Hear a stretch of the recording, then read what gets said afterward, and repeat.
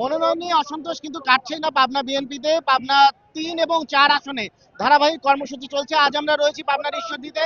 এখন কিন্তু ঈশ্বরদী আলহাজ মোড় থেকে পাবনা 4 আসনে বিএনপির যে মনোনয়ন দেওয়া হয়েছে হাবিবুর রহমান হাবিবকে, সেই মনোনয়ন প্রত্যাখ্যান করে জাকারিয়া পিন্টুর সমর্থকেরা, যিনি ঈশ্বরদী উপজেলা বিএনপির সাবেক সাধারণ সম্পাদক এবং তিনি তার কর্মীরা এখানে কিন্তু উপস্থিত হয়েছেন এবং একটি বিশাল মশাল মিছিল তারা প্রস্তুতি নিচ্ছেন। আমরা যদি একটু দেখাতে চাই, এখন কিন্তু প্রায় এখানে কয়েক হাজার মানুষ উপস্থিত হয়েছেন এবং তারা তাদের এই মশালগুলো প্রজ্বলন করে মশাল মিছিলের উদ্দেশ্যে রওনা হচ্ছেন এবং তারা একটাই দাবি জানাচ্ছেন যে যে মনোনয়ন দেয়া হয়েছে এই মনোনয়ন তাদের কে বিক্ষুব্ধ করেছে এবং এই যে গত 17 বছর বিভিন্ন সময় ঈশ্বরদীতে যে আন্দোলন সংগ্রাম এবং যে বিগত সরকারের যে নির্যাতন, সেই নির্যাতনের সবচেয়ে বড় ভুক্তভোগী ছিলেন এই জাকারিয়া পিন্টু।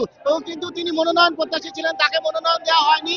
হাবিবুর রহমান হাবিবকে মনোনয়ন দেওয়ার কারণে তারা ক্ষুব্ধ হয়েছেন এবং তারা মনে করছেন যে হাবিবুর রহমান হাবিবের মনোনয়নে এখানে বিএনপির জন্য আসনটি ধরে রাখা কঠিন হবে।